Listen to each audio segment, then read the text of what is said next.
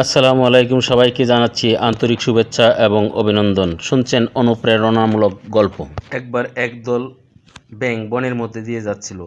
এমন সময় এই ব্যাঙের দল থেকে দুইটি ব্যাঙ গভীর গর্তে পড়ে গেল। গর্তটি এতটা গভীর ছিল যে সেটি থেকে উঠে আসা খুবই কঠিন। তবু ব্যাঙ দুটি তাদের মধ্যে সাধ্যমতো চেষ্টা করে যাচ্ছিল।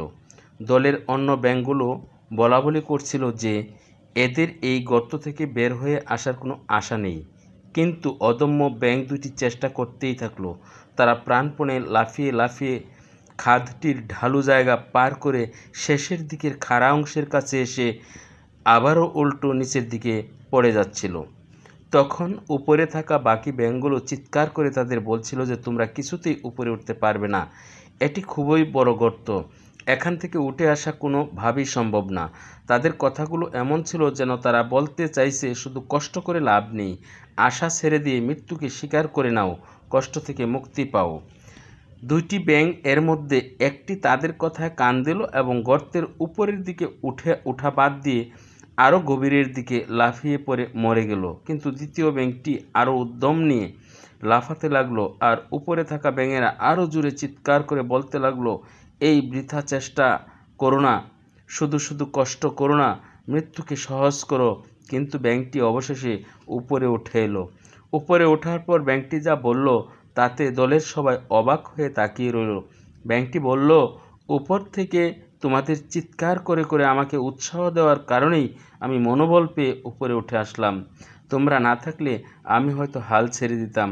আমি কানে শুনতে পাই না, শুধু চোখে দেখেছি তোমরা গলা ফাটিয়ে আমাকে উপরে উঠে আসতে বলেছ।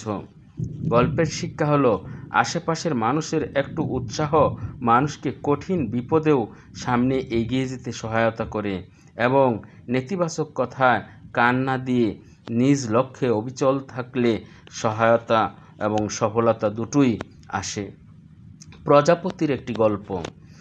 একবার একজন মহানুভব ব্যক্তি তার বাগানে একটি প্রজাপতির গুটি অর্থাৎ ডিম দেখতে পেলেন। তিনি দেখতে পেলেন প্রজাপতিটির নিজের গুটি থেকে বের হওয়ার জন্য অনেক চেষ্টা করছে, কিন্তু বের হতে পারছে না। সদ্য জন্মানো প্রজাপতিটি অনেক চেষ্টা এবং পরিশ্রম করছে, কিন্তু যে ডিম বা গুটি থেকে সে জন্মেছিল সেটি থেকে সে তার শরীরের বাকি অংশ বের করতে পারছে না। একটা অবস্থায় গিয়ে মনে হচ্ছে হয়তো প্রজাপতিটি আর বের হতে পারবে না, সে দাপাদাপি করেও থেমে গেছে। এ দৃশ্য দেখে লোকটির অনেক মায়া হলো এবং সে গিয়ে গুটির বাকি অংশটি একটি কেঁচি দিয়ে কেটে প্রজাপতিটিকে বের করে ফেলল।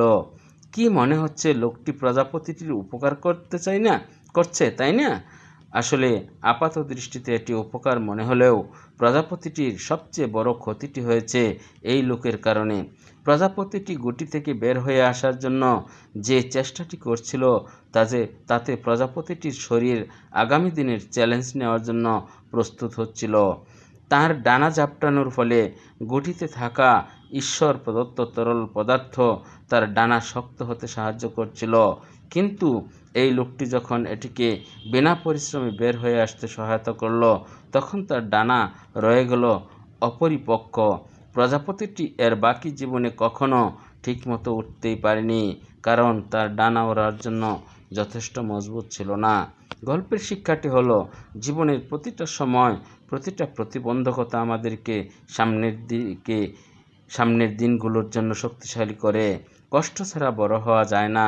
তাই নিজের জীবনের চ্যালেঞ্জ মোকাবেলায় অন্যের আশায় বসে থাকা বা অন্যের কাঁধে ভর করে পার করে দেওয়া আমাদের নিজের জন্যই ক্ষতিকর।